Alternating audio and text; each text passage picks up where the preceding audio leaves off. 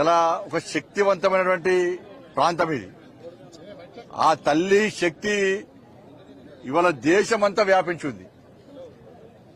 నాకు ఆ కరీంనగర్ లో నా మహాశక్తి ఆ తల్లి, ఇక్కడ పాత బస్తీలోని నా భాగ్యలక్ష్మి అమ్మవారు. ఆ అమ్మవార్ల కరుణా కటాక్షంతోనే ఇప్పటివరకు ఎలాంటి ఆటంకాలు అడ్డంకులు లేకుండా ఎన్ని ఆటంకాలు వచ్చినా, ఎన్ని అవరోధాలు వచ్చినా, ఎన్ని కుట్రలు జరిగినా, ఎన్ని కుతంత్రాలు జరిగినా అక్కడ మహాశక్తి అమ్మవారు, ఇక్కడ ఈ భాగ్యలక్ష్మి అమ్మవారి యొక్క కరుణా కటాక్షలు నా మీద మా పార్టీ మీద ఉన్నాయి కాబట్టే అన్నింటినీ తట్టుకొని ఇలా ఈ విజయ పరంపర కొనసాగిస్తున్నాం మేము.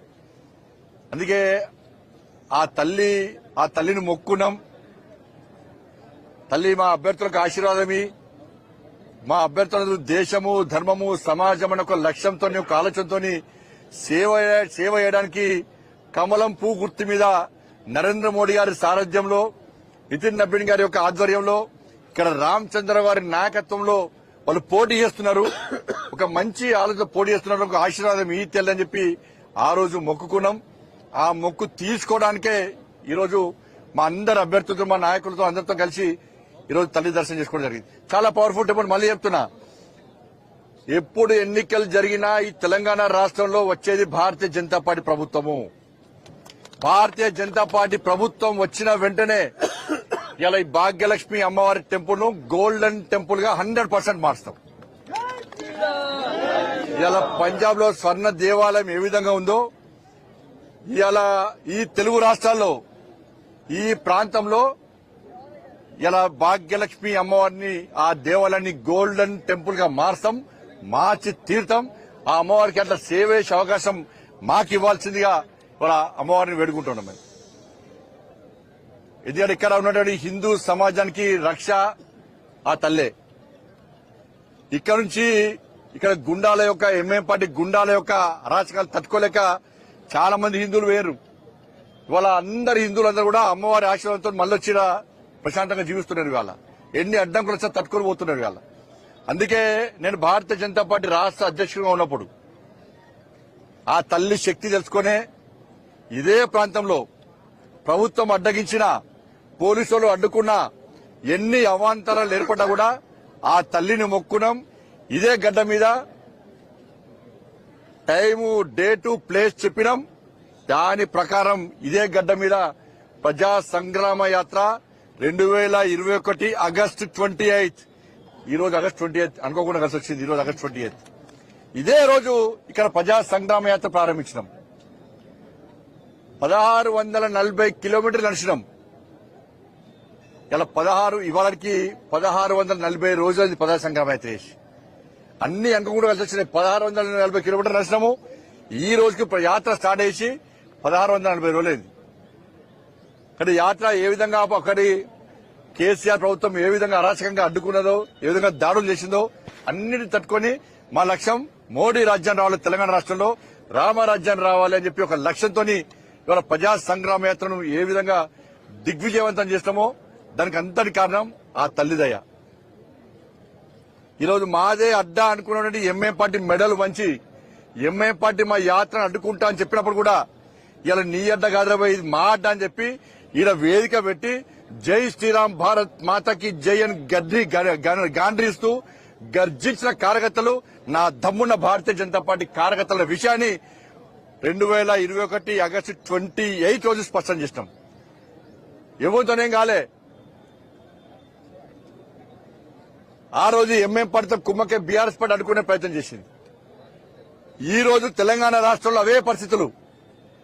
కాంగ్రెస్ పార్టీ ప్రభుత్వం వచ్చిన తర్వాత 27 నెలల్లో ఈ తెలంగాణ రాష్ట్రంలో హిందువుల పరిస్థితి ఏ విధంగా ఉందో ఒక్కసారి హిందూ సమాజం ఆలోచించుకోవాలి. జీహెచ్ఎంసీ ఎన్నికల్లో భారతీయ జనతా పార్టీ అభ్యర్థులు 48 మంది గెలిపించి కాబట్టే ఇవాళ అడుగడుగునా మా కార్పొరేటర్లు హిందూ సమాజానికి ఏ ఆపోజిషన్ అడ్డుకున్నారు. ఇవాళ కానీ ఈ రోజు ఏం జరుగుతుందో ఒకసారి హిందూ సమాజం ఆలోచించాలి. ఇవాళ కాంగ్రెస్ పార్టీ ఎంఏ పార్టీ కుట్రలు సిగ్గుండాలే. కాంగ్రెస్ పార్టీలకు, బీఆర్ఎస్ పార్టీలకు సిగ్గుండాలే. ఎవడు ఏ ప్రభుత్వం వచ్చినా, బీఆర్ఎస్ వచ్చినా, కాంగ్రెస్ వచ్చినా మా బూట్లు నాకాలే. మా కాళ్ళ కింద వాడు బతకాలి అని చెప్పి ఎంఏం పార్టీ వార్నింగ్ ఇచ్చినా కూడా సిగ్గు లేకుండా ఇలా కాంగ్రెస్ బీఆర్ఎస్ వాళ్ళు ఎంఏం పార్టీని బూట్లు నాకు ఇలా బతుకు మీ బతుకు ఎందుకో నాకు అర్థం కాదు. ఇప్పటికి మీరు బతికే నానేనంటుండే వాళ్ళ కాంగ్రెస్ పార్టీలో బీఆర్ఎస్ పార్టీలో ఉన్న హిందూ నాయకులారా, హిందూ కార్యకర్తలారా, నేను రెచ్చగొడతానని వాస్తవాలు చెప్తున్నాను. నేను మీ లోపల హిందూ రక్తం ప్రవహిస్తే, మీరు నిజంగా హిందువులు అయితే, మీలో పౌరుషం ఉంటే ఆ పార్టీ నిష్పట్టండి, కాశాబ్ జెండా పట్టుకొని ఇలా భాగ్యలక్ష్మి అమ్మవారి టెంపుల్ సాక్షిగా జై శ్రీరామాన్ని గడ్డించండి.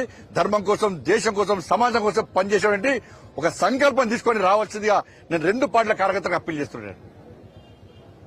అరే అరే అరే 27 నెలలే కాంగ్రెస్ పార్టీ ప్రభుత్వం వచ్చి సికింద్రాబాద్ లో ముత్యాలమ్మ గుడి దాడి, జుబ్లీస్ లో పెద్దమ్మ గుడి మీద దాడి, సంతోష్ నగర్ లో దేవాలయం మీద దాడి, జుక్కల్లో దుర్గామాత అమ్మవారి మీద దాడి,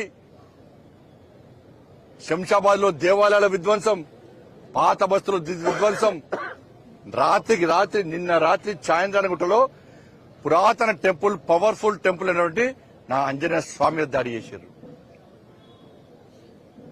బాన్స్వాడలో దాడులు, ఎక్కడ పోయినా కాంగ్రెస్ పార్టీ ఎంఏ పార్టీ ప్రభుత్వం ఏర్పడిన తర్వాత తెలంగాణ రాష్ట్రంలో ఎందుకు దేవాలయాల మీద దాడులు జరుగుతున్నాయి? అలా మెజార్టీ ప్రజలైన హిందువులు ఎలా మా దేవాలయాన్ని రక్షించండి అని బిచ్చమెత్తుకునే పరిస్థితి ఈ తెలంగాణ రాష్ట్రంలో వస్తే హిందూ సమాజాన్ని కాపాడే వాళ్ళు ఎవరో ఒకసారి హిందూ సమాజం ఆలోచించాలి. ఇష్టపడదామా కేమి పెద్దలేదు, భారతీయ జనతా పార్టీకి ఏమి పెద్దలేదు, అన్ని మతాల సమానం కూడా అంటున్నాం. మీరు మాట్లాడకండి. మీ కోట్లయం జిహెచ్ఎంసీలో హిందుత్వం ఏదైనా పోని, దేవాలయాల విధ్వంసం గాని, గోహత్య జరగని, లహు జిహాదీ పేరుతోని హిందూ అమ్మాయిలను మోసం చేయని, హిందూ అమ్మాయిలను డ్రగ్స్ ఇవ్వండి, గంజాలు ఇవ్వండి, నాశనం కాని మీరు పట్టించుకోకండి. మాకు ఎప్పటి మేము పట్టించుకో. మేము ఇలా మా ఆవేశం కాదు, ఇది భారతీయ జనతా పార్టీ యొక్క ఆవేదన. మా కార్యకర్త కసితో ఉన్నారు. ఇవాళ హిందూ ధర్మాన్ని, హిందూ సమాజాన్ని కాపాడుకోసం నా కార్యకర్తలు, భారతీయ జనతా పార్టీ కార్యకర్తలు ఇవాళ రామచంద్ర గారి నేతృత్వం కసితో ఉన్నాం. మేము సంకల్పం తీసుకోండి. మేము ఉన్నాం. హిందూ సమాజాన్ని జాగృతం కావాలి. హిందూ సమాజాన్ని జాగృతం కాకుంటే బిచ్చ బతుకులు చేయమని రాసి పెట్టుకోండి. నేను ఇప్పుడు ఎన్నికల్లో ఎలక్షన్స్ లో ఇప్పుడు అరే రంజాన్ కు ఎగ్జామ్షన్ ఇస్తారు, ఇబ్బందులు ఇవ్వచ్చు. కానీ హనుమాన్ దీక్ష చేసుకుంటే స్కూళ్ళకి రానియరు, అయ్యప్ప దీక్ష చేసుకుంటే పోలీసులను డ్యూటీ అయినారు, భవానీ దీక్ష తీసుకుంటే టైం ఇవ్వరు, పూజ చేసుకునే టైం ఇవ్వరు. వరంగల్ హనుమాన్ చాలీసా వాడితే బయటికి ఓడుతున్నారు.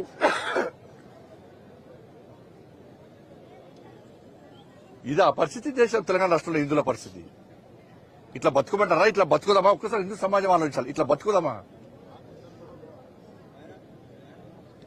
80% ఉన్న హిందువుల గురించి ఏ పాట ఆలోచిస్తుంది? ఒకసారి ఆలోచించండి. ఇవాళ మేము మాట్లాడితే మద్దతు తోమంటున్నారు. ఇవాళ కరీంనగర్ ఎన్నికల్లో ముస్లిం మహిళలందరూ జాగృతమయ్యారు. ఎస్, మాకు పెద్దన్న మా నరేంద్ర మోడీ, మా పెద్దన్న నరేంద్ర మోడీ గారి పువ్వు గుర్తుకే ఓటేస్తామని చెప్పి ఇలా కరీంనగర్ పార్లమెంట్ లో కానీ తెలంగాణ రాష్ట్రంలో హిందూ మహిళలందరూ ఒక్కతాటికి వచ్చి ఇలా భారతీయ జనతా పార్టీకి ఓటేసిన చరిత్ర ఇలా కరీంనగర్ లో జరిగింది. ముస్లిం మహిళలు ఒకటే. ఇవాళ ముస్లిం మహిళల గురించి మేము మాట్లాడుతున్నాం. ఇంత దుర్మార్గం బాన్స్వాడలో ఎంఎం పార్టీ వాళ్ళు రాళ్లేసి తలకాయలు వలుతాయా, కాళ్ళు చేతులు రుతాయా అని చెప్పి కనీసం చూడకుండా రాళ్ల దాడి చేస్తే నేను వీడియోను డీజీపీ గారు పంపినా, పోలీస్ అధికారులకు పంపినా, మీడియాకు పంపినా.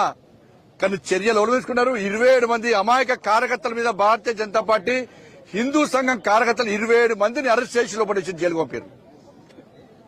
ఉదయానికి ఉదయం మబ్బులో పోయి ఇలా పల్లెటూరులో పడి ఇలా వీడియోలు చూస్తున్నాం. మీరు దాడులు చేశారని అమాయక కార్యకర్తలు కలిసి రిమాండ్ చేస్తున్నారు. నేను హెచ్చరిస్తున్నా. ఇవాళ బాన్స్వాడ నేను పోతా, బాన్స్వాడ పక్కా పోతా. నాకు పోయే అవకాశం లేదు ప్రభుత్వం. నా కార్యకర్తలను కాపాడడానికి, నా ధర్మాన్ని కాపాడడానికి పక్కా బాన్స్వాడ పోయే ప్రయత్నం చేస్తున్నా. లేకుంటే వెంటనే మీరు అరెస్ట్ లాపేయండి. మీరు అలా బాన్సువాడలో ఎంఎం పార్టీ గుండా నా కొడుకు ఫస్ట్ అరెస్ట్ చేయండి. దాడులు చేసింది వాళ్ళు. బోధనలో ఒక అడ్వకేట్ లేడీని కొట్టిరు వాళ్ళ ఎంఏ పాటలు, ఒక అడ్వకేట్ లేడీ అడ్వకేట్ని కొట్టిరు వాళ్ళ. అరే దేవాల మీద దాడులే, హిందువుల మీద దాడులే, అడ్వకేట్ల మీద దాడులే, బీజేపీ నాయకుల మీద దాడులే.